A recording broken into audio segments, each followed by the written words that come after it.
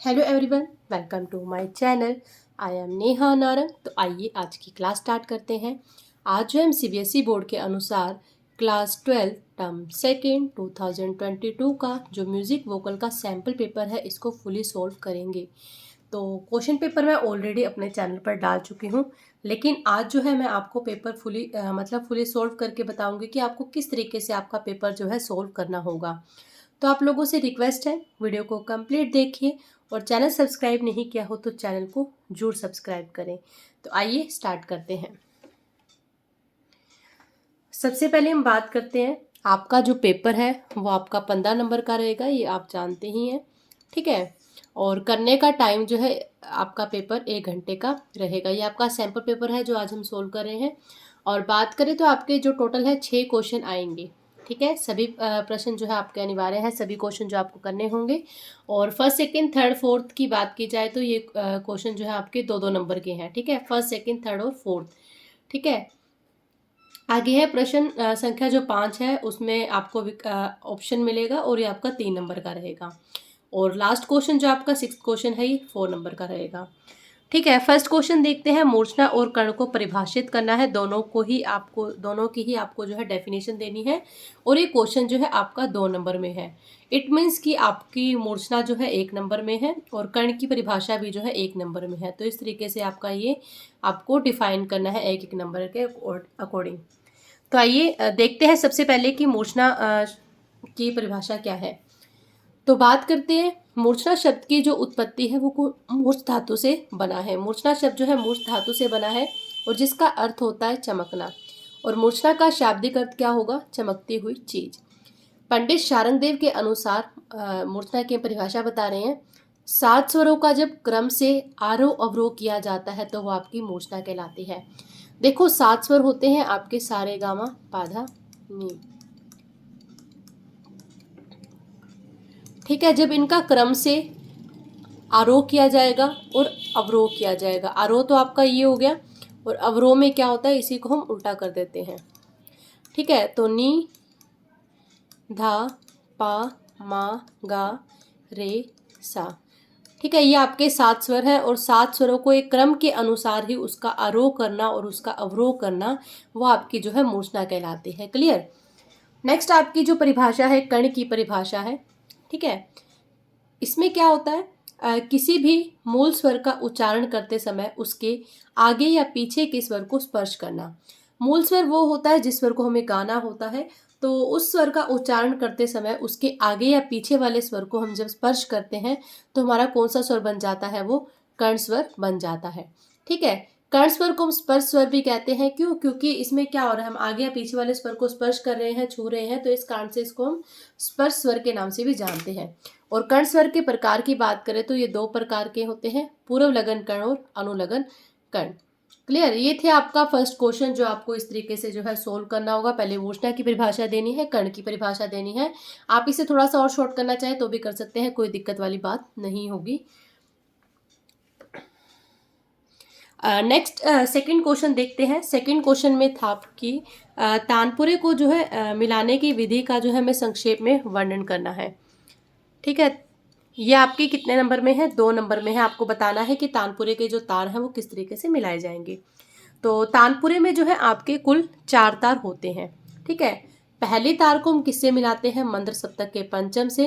इस तार को जो है मंद्र सप्तक के पंचम से मिलाया जाता है। प के नीचे डॉट है क्योंकि मंद्र सप्तक का ये प स्वर है, ठीक है।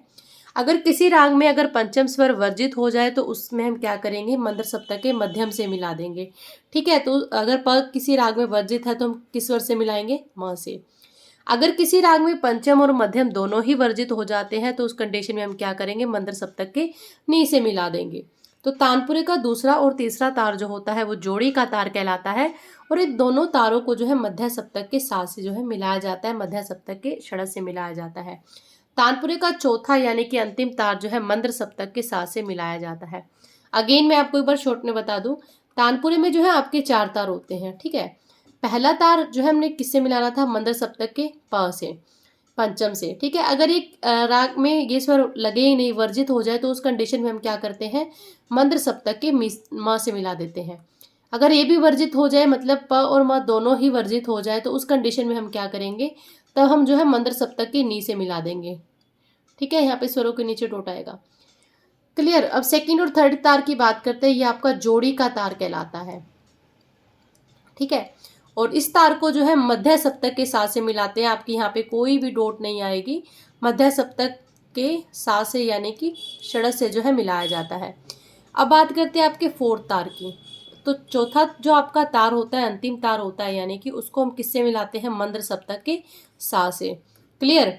तो ये था आपके चार तार, इस तरीके से जो है मिलाया जाता है इनको, और ये 2 नंबर का आपका क्वेश्चन था। इस तरीके से आपको ये आंसर जो है एक्सप्लेन करना होगा। नेक्स्ट थर्ड क्वेश्चन है, उस्ताद बड़े गुलाम अली खां का संगीत में योगदान का संक्षेप में वर्णन करना है। ये सिर्फ आपका 2 नंबर में है। क्लियर। और इसके साथ हमें थर्ड क्वेश्चन में जो है चॉइस मिल रही है, और क्या मिल रही है कि कृष्ण राव शंकर पंडित के जीवन का संक्षिप्त परिचय जो हमें देना है। तो आपकी चॉइस है कि आप फर्स्ट क्वेश्चन करें या सेकंड क्वेश्चन करें, लेकिन यहाँ पर जो है मैं आपको दोनों ही क्वेश्चन का आंसर जो है सोल्व करके बताऊंगी। ठीक है, आपको जो आता है वो करें और नंबर के अकॉर्डिंग करें आप। ठीक है, सबसे पहले हम बड़े गुलाम अली खां जी के जीवन के बारे में, उन्होंने जो संगीत में अपना योगदान दिया उसको जो है हम जानेंगे। क्लियर। तो बड़े गुलाम अली खां का जो जन्म है 2 अप्रैल 1902 को लाहौर में कसूर नामक गांव में हुआ था। इनके पिता का नाम था अली बख्श और चाचा का नाम था काले खां। इन्होंने संगीत की शिक्षा जो है अपने चाचा काले खां से 7 वर्ष की उम्र में ही ले ली थी। इन्होंने गायन के साथ जो है सरंगी बजाना भी सीख लिया, और इनकी जो मृत्यु है वो पक्षाघात के कारण हुई थी। अप्रैल 1968 में इनकी जो है मृत्यु हो गई थी। अब बात करेंगे जो मेनली हमसे पूछा गया है कि संगीत के प्रति योगदान। मेन बात आती है कि इन्होंने संगीत में अपना क्या योगदान दिया। ठीक है, तो यहाँ पे पूरा परिचय डिटेल में देने की जरूरत नहीं है। वो ठीक है कि जन्म मृत्यु आप जरूर बताएं, लेकिन उन्होंने संगीत में क्या किया। तो क्वेश्चन को थोड़ा ध्यान से रीड करें और फिर उसका आंसर लिखें। तो बड़े गुलाम अली खां साहब ने संगीत में जो है प्रत्येक स्वर जो है कण युक्त लगाकर गायन को जो है निखारा था। मतलब हर स्वर को जो है इस तरीके से गाते थे, उनका स्पर्श करते थे। कण युक्त स्वर आपको पहले बता चुकी हूँ, स्वरों का स्पर्श होना। तो प्रत्येक स्वर को जो है कण युक्त लगाकर इन्होंने गायन को जो है निखारा था। बड़े गुलाम अली खां साहब ने जो है रियाज पर बहुत ज़्यादा बल दिया था। वो रियाज को ही बहुत सब कुछ मानते थे, क्योंकि देखो अगर गायन की बात हो या वादन की बात हो तो रियाज जो है बहुत ज़्यादा ज़रूरी होता है। तो बड़े गुलाम अली खां साहब ने रियाज पर जो है बहुत अधिक बल दिया। इन्होंने कभी भी मतलब रियाज को जो है नहीं छोड़ा था। इन्होंने आवाज़ में लचक पैदा करने के लिए कर्ण स्वरों को धक्कों से जो है रियाज करने की सलाह दी थी। इन्होंने अपने शिष्यों को भी जो है संगीत की शिक्षा प्रदान की, जिनके नाम इस प्रकार है, जैसे मुनवर अली खां, अजय चक्रवर्ती आदि। ये था आपका बड़े गुलाम अली खां का संगीत के प्रति योगदान। इसके अलावा आप नेक्स्ट क्वेश्चन भी कर सकते हैं, कृष्ण राव शंकर पंडित का जीवन परिचय भी। ठीक है, तो कृष्णराव शंकर पंडित का जो जन्म है 26 जुलाई 1894 को ग्वालियर के एक दक्षिण परिवार में हुआ था। इनके पिता स्वर्गीय पंडित शंकर राव भी एक प्रसिद्ध संगीतज्ञ थे। श्री शंकर राव पंडित ने बाल्यावस्था से ही यानी कि बचपन से ही संगीत की शिक्षा जो है प्रारंभ की थी। मतलब बचपन से ही इन्होंने संगीत की शिक्षा लेनी शुरू कर दी थी। इन्होंने हद्दू खां और हस्सू खां से जो है संगीत की शिक्षा को प्राप्त किया, और पंडित कृष्णराव शंकर पंडित जो है ग्वालियर घराने से संबंध रखते थे। पंडित कृष्णराव जी ने अनेक संगीत सम्मेलनों में अपनी कला का जो है प्रदर्शन किया, अनेक संगीत सम्मेलनों में जो है भाग लिया था। इनको जो है गायक शिरोमणि, गायन विशारद और संगीत रत्न अलंकार की उपाधि से जो है सम्मानित किया गया। इन्होंने हारमोनियम, सितार और तबला वादन पर जो है अलग अलग पुस्तकें लिखी थी। इन्होंने गंधर्व महाविद्यालय की स्थापना की, और बाद में उस संस्था का नाम भी किस नाम पर रख दिया, शंकर गंधर्व विद्यालय। महाराज तारा ने इनको शिक्षक के रूप में अपने यहाँ रखा, परंतु 1 वर्ष के बाद ही कृष्णराव पंडित जी ने जो है कार्य छोड़ दिया था। और इनकी मृत्यु की बात की जाए तो 22 अगस्त 1989 में इनकी जो है मृत्यु हुई थी। संगीत के प्रति योगदान, इन्होंने संगीत में क्या क्या किया, तो इन्होंने अपने शिष्यों को संगीत की शिक्षा प्रदान की, जिनके नाम इस प्रकार हैं, एकनाथ, केशवराव, रामचंद्र राव। इन्होंने गंधर्व विद्यालय की स्थापना की, और इन्होंने अनेक संगीत की पुस्तकें लिखी, जैसे संगीत सरगम सार, संगीत प्रवेश आदि। तो ये था कृष्णराव शंकर पंडित जी का जीवन परिचय। और इससे पहले जो हमने जाना वो था बड़े गुलाम अली खां के बारे में। तो आपको जो इजी लगे, जो आता है, आप उसके बारे में लिख सकते हैं। नेक्स्ट क्वेश्चन है, ये भी आपका 2 नंबर में ही है, और क्वेश्चन क्या है, राग मालकोस का संक्षिप्त परिचय दीजिए। ठीक है, ये आपका 2 नंबर में है। तो मालकोस के बारे में बताना है। सबसे पहले बात करेंगे कि थाट, तो इस राग का जो थाट है वो है भैरवी थाट है। स्वर की बात की जाए तो इस राग में ग, ध, नि ये स्वर जो है कोमल लगते हैं और बाकी आपके स्वर जो रहेंगे वो शुद्ध लगते हैं। इस राग में वर्जित स्वर की बात करते हैं। वर्जित का मतलब ऐसा स्वर जो राग में प्रयोग नहीं किया जाता। तो इस राग में आरोह और अवरोह में रे और पा स्वर जो है वर्जित रहते हैं। इस राग की जाति जो है ओढ़व ओढ़व है। जब आपके राग में 2 स्वर हो जाते हैं, 2 स्वर वर्जित हो जाते हैं तो आपकी जाति ओढ़व ओढ़व होती है। इस राग में 5 ही स्वरों का प्रयोग हो रहा है। ठीक है, इस राग का वादी स्वर ऐसा स्वर होता है जो राग में बार बार प्रयोग किया जाता है। तो इस राग का वादी स्वर जो है म है।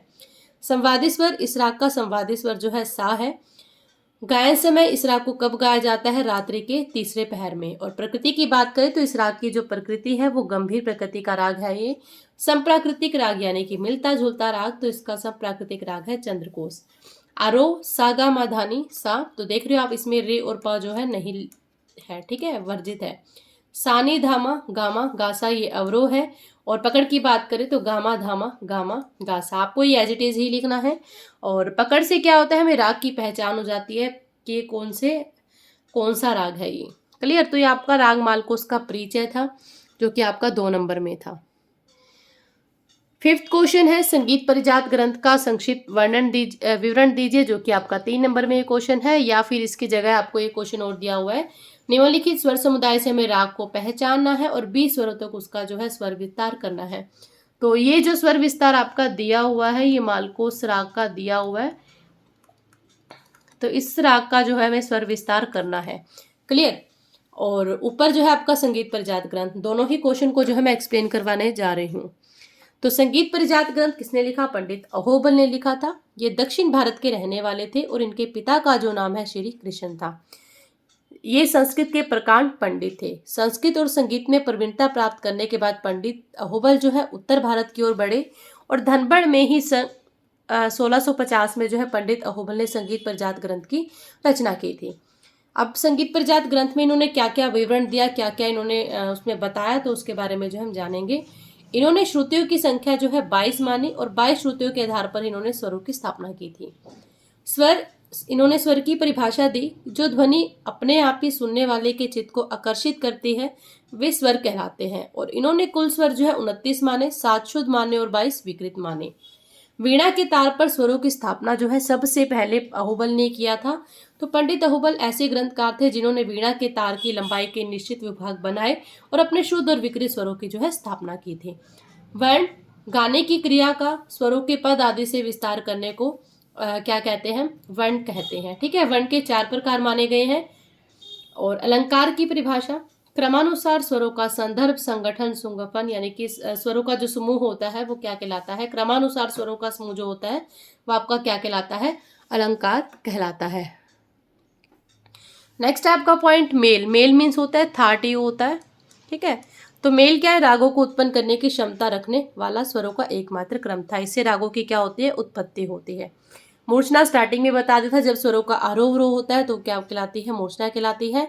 ग्राम क्या है? स्वरों का समूह जो है ग्राम कहलाता है। और ग्राम के 3 प्रकार होते हैं, षडज ग्राम, मध्यम ग्राम और गंधार ग्राम। गायन समय, इन्होंने संगीत परिजात में सभी रागों के गायन समय के बारे में बताया। जैसे अगर रामकली राग की बात की जाए और तोड़ी राग की बात की जाए तो ये दिन के प्रथम पहर में गाए जाते हैं। लेखक ने इसमें क्या किया? 500 श्लोक दिए, यानी कि अहोबल ने 500 श्लोक दिए इस ग्रंथ में। और संगीत परिजात ग्रंथ जो है आधुनिक संगीत से जो है काफी हद तक संबंध रखता है। और वास्तव में हम अहोबल की संगीत देन को जो है कभी भी भुला नहीं पाएंगे। तो ये था हमारा संगीत परिजात ग्रंथ। नेक्स्ट क्वेश्चन जो इसी का ही चॉइस में था, आपको ये क्वेश्चन इजी लगे तो आप ये कर सकते हैं। ये इसमें क्या है? आपके राग मालकोस के स्वर विस्तार है कि स्वर विस्तार जो है किस तरीके से करना है। ठीक है, आपको ये स्वर समूह ऊपर वाला दिया हुआ था, नी धा मा गा सा। तो ये आपका धनी सा गामा गा सा, गामा धामा गामा धानी धामा, गामा धामा गामा गा सा निसा, और गामा धामा गामा धानी धामा, गामा धानी सा, सानी गा सा, सानी धामा, गामा धानी धामा, गामा धामा गामा गा सा। ये था आपका राग मालकोस का स्वर विस्तार। आपको दोनों क्वेश्चन में से जो इजी लगे आप वो कर सकते हैं। अब जो है हमारा लास्ट क्वेश्चन जो 4 मार्क्स का है, ये है आपका आपके पाठ्यक्रम के अनुसार किसी भी एक राग में जो है धमार की स्वर लिपि लिखे। ये क्वेश्चन जो है आपका 4 नंबर का है। तो मैं आपसे यही कहूँगी कि आपके पेपर में अगर बात की जाए तो धमार की स्वर लिपि के चांसेस जो है बहुत कम है। आपसे मालकोस राग के ही मतलब या किसी भी राग की जो है आपसे स्वर लिपि पूछ ली जाएगी। तो धमार की जो स्वर लिपि है इसके लिए जो मैं आपके एक स्पेशल वीडियो आएगी तो उसमें जो है आपको धमार की स्वर लिपि जो है मिल जाएगी। ये क्वेश्चन जो है मैं अभी नहीं करवा रही हूँ, तो इसके रिगार्डिंग इस टॉपिक के रिगार्डिंग जो आपको वीडियो है वो बिल्कुल अलग से मिल जाएगी। इसके अलावा पांचों के पांचों क्वेश्चन जो है मैंने आपको बिल्कुल डिटेल से बता दिए हैं कि आपको किस तरीके से जो है सोल्व करने हैं, कैसे उसका आंसर लिखना है। तो और मैं आपसे यही कहूँगी कि धमार की स्वर लिपि ज़्यादा इम्पोर्टेंट नहीं है। आप इसके बजाय राग की मालकोस राग की स्वर लिपि लर्न करें। छोटा ख्याल हो गया, उसका बड़ा ख्याल हो गया, तो वो आप स्वर लिपि कर सकते हैं बजाय धमार के, ठीक है। लेकिन फिर भी आपको इस टॉपिक के रिगार्डिंग जो वीडियो है मिल जाएगी। तो आपको मेरा वीडियो कैसा लगा कमेंट करके जरूर बताइएगा। चैनल को सब्सक्राइब जरूर करें। अगर आपकी कोई भी क्वेरी है देन आप दिए गए आपको डिस्क्रिप्शन बॉक्स में जो है नंबर मिल जाएगा, वहाँ से आप कॉन्टैक्ट कर सकते हैं और कमेंट भी कर सकते हैं। Thank you.